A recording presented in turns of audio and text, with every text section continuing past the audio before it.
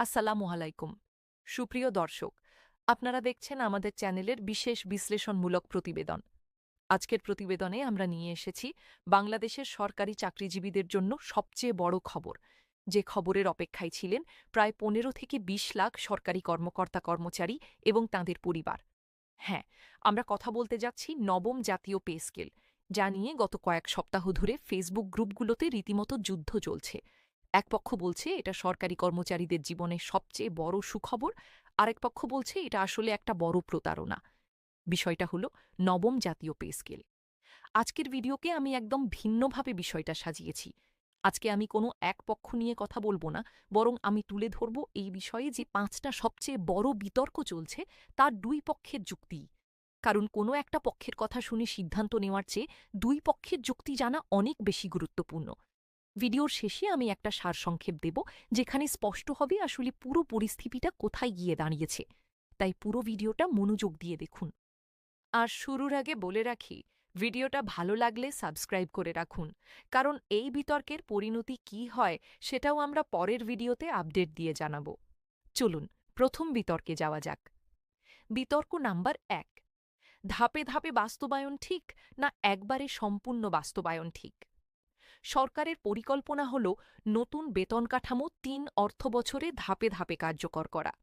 প্রথম বছরে সংশোধিত মূল বেতনের প্রায় ৫০% এবং বাকি অংশ পরের ২ বছরে। সরকারের পক্ষের যুক্তি হল একসাথে এত বিশাল অঙ্কের টাকা বাজারে ছাড়লে মুদ্রাস্ফীতির ওপর বড় চাপ পড়তে পারে।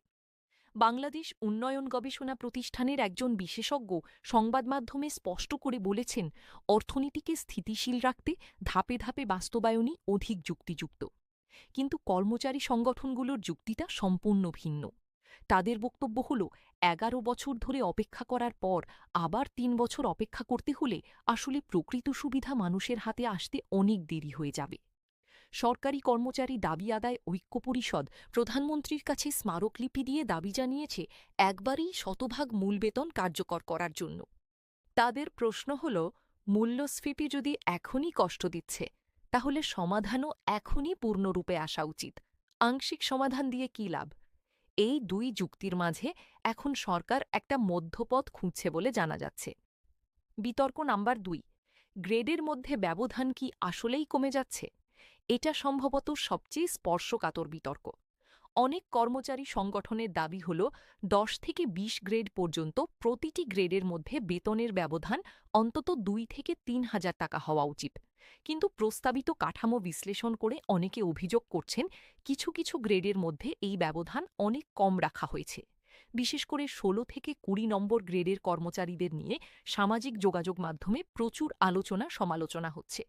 অনেকে মন্তব্য করছেন, দীর্ঘদিন ধরে নিম্ন গ্রেডের কর্মচারীদের প্রতি যে বৈষম্য করা হচ্ছিল, নতুন কাঠামোতেই তার পূর্ণ সমাধান হয়নি।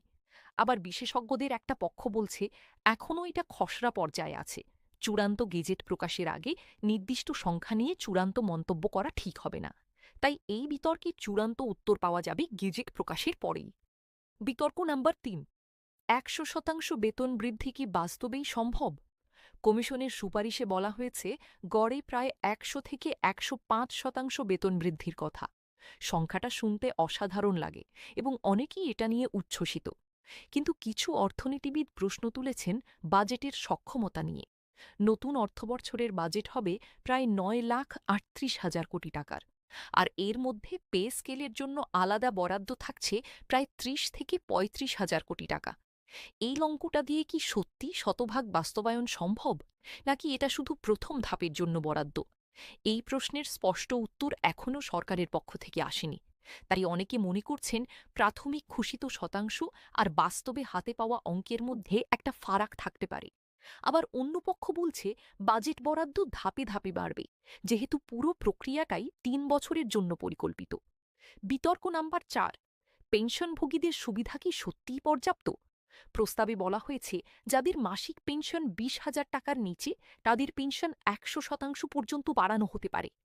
আর ৭৫ বছরের বেশি বয়সী পেনশনভোগীদের জন্য মাসিক ১০,০০০ টাকা চিকিৎসা ভাতার সুপারিশ আছে। এটা শুনতে অনেক বড় সুবিধা মনে হয়, এবং সত্যিই এটা একটা ইতিবাচক পরিবর্তন। কিন্তু কিছু পেনশনভোগী সংগঠন বলছে এই সুবিধা শুধু সবচেয়ে কম পেনশনভোগীদের জন্য কেন্দ্রীভূত। যাদের পেনশন ২০,০০০ টাকার বেশি তাদের জন্য সরাসরি কোনো ঘোষণা এখনও স্পষ্ট নয়। আবার যারা শতভাগ পেনশন সমর্পণ করে এককালীন টাকা নিয়েছিলেন তাদের পরিবারের পক্ষ থেকেও প্রশ্ন উঠেছে, নতুন কাঠামোতে তাদের জন্য কি থাকছে? এই প্রশ্নগুলোর সম্পূর্ণ উত্তর এখনও চূড়ান্ত প্রতিবেদনে স্পষ্টভাবে আসেনি। বিতর্ক নাম্বার ৫, এই পে স্কেল কি সত্যিই জুলাই থেকেই কার্যকর হবে? সরকার বারবার বলছে আগামী ১ জুলাই ২০২৬ থেকে নতুন কাঠামো কার্যকর হবে। কিন্তু বাংলাদেশের ইতিহাসে এর আগেও এমন উদাহরণ আছে যেখানে ঘোষিত তারিখ পরে পেছানো হয়েছে। এখনও পর্যন্ত চূড়ান্ত গেজেট প্রকাশিত হয়নি। ক্যাবিনেট সচিবের নেতৃত্বে একটা বিশেষজ্ঞ কমিটি এখনও পর্যালোচনা করছে, আর ১০ সদস্যের আরেকটা কমিটি সুপারিশগুলো যাচাই বাছাই করছে। এই ২ স্তরের পর্যালোচনা শেষ না হওয়া পর্যন্ত একদম নিশ্চিতভাবে কিছু বলা কঠিন। তাই অনেক বিশ্লেষক পরামর্শ দিচ্ছেন, আশাবাদী থাকুন, কিন্তু গেজেট প্রকাশ হওয়ার আগ পর্যন্ত একদম নিশ্চিত হয়ে কোনো সিদ্ধান্ত নেবেন না। এখন এই ৫টা বিতর্কের পর চলুন একটু পিছনে ফিরে দেখি ইতিহাস আমাদের কি শেখায়।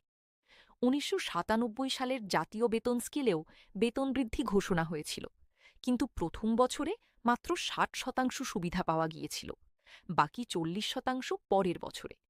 অর্থাৎ ঘোষণা এবং বাস্তবায়নের মধ্যে একটা ফারাক থাকাটা বাংলাদেশে নতুন কিছু নয়। এই ইতিহাস মাথায় রাখলে বর্তমান পরিস্থিতি বোঝা আরও সহজ হয়। এখন কথা বলি কারা এই পরিবর্তনের সাথে সরাসরি জড়িত।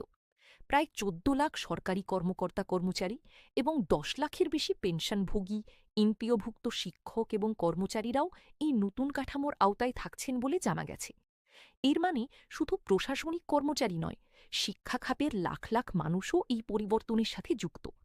আর এই সবার পরিবার মিলিয়ে দেখলে বোঝা যায় কেন এই টপিকটা এত বড় পরিসরে ছড়িয়ে পড়েছে।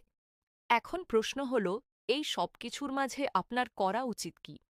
প্রথমত, গুজবে কান না দিয়ে শুধুমাত্র অর্থ মন্ত্রণালয়ের অফিসিয়াল ঘোষণা এবং সরকারি গেজেটের ওপর নজর রাখুন। দ্বিতীয়ত, নিজের চাকরির বছর, সার্ভিস বুক এবং বেতন সংক্রান্ত কাগজপত্র গুছিয়ে রাখুন, যাতে গেজেট প্রকাশ হলে ফিক্সেশন প্রক্রিয়া সহজ হয়। তৃতীয়ত, সুপ্রিম কোর্টের সাম্প্রতিক রায় অনুযায়ী ১১ বছরে প্রথম এবং ১৭ বছরে দ্বিতীয় টাইম স্কেল সুবিধার বিষয়টা নিজের ক্ষেত্রে প্রযোজ্য কিনা সেটা যাচাই করে রাখুন। চতুর্থত, কোনো একপক্ষীয় মতামতে প্রভাবিত না হয়ে দুই পক্ষের যুক্তি বিচার বিবেচনা করে নিজের সিদ্ধান্ত নিন। এখন আসা যাক আজকের ভিডিও সারসংক্ষেপে। পুরো পরিস্থিতি বিচার করলে দেখা যায় নবম পে স্কেল নিঃসন্দেহে একটা বড় ইতিবাচক পরিবর্তনের সংকেত। সর্বনিম্ন বেতন ২০,০০০ টাকা করার প্রস্তাব, গড়ে ১০০% বেতন বৃদ্ধির সুপারিশ, পেনশন বৃদ্ধি, নতুন ভাতা এবং স্বাস্থ্য বীমার মতো সুবিধা সবকিছুই দেখায় সরকার এই বিষয়ে গুরুত্ব দিচ্ছে। কিন্তু এর পাশাপাশি বাস্তবায়নের গতি, গ্রেড বৈষম্যের অভিযোগ এবং বাজেটের সক্ষমতা নিয়ে যে প্রশ্নগুলো উঠেছে সেগুলোও সম্পূর্ণ উপেক্ষা করার মতো নয়। তাই সবচেয়ে নিরপেক্ষ অবস্থান হল এই পরিবর্তনকে স্বাগত জানানো, কিন্তু চূড়ান্ত গেজেট প্রকাশ হওয়া পর্যন্ত ধৈর্য ধরে অপেক্ষা করা। এখন আমার প্রশ্ন আপনাদের কাছে, এই ৫টা বিতর্কের মধ্যে কোনটার সাথে আপনি সবচেয়ে বেশি একমত? নিচে কমেন্ট বক্সে আপনার মতামত জানান, এবং আপনি কোন গ্রেডে কর্মরত তাও লিখে রাখুন। আপনার মতামত অন্য দর্শকদেরও সাহায্য করবে পুরো বিষয়টা বহুমাত্রিকভাবে বুঝতে।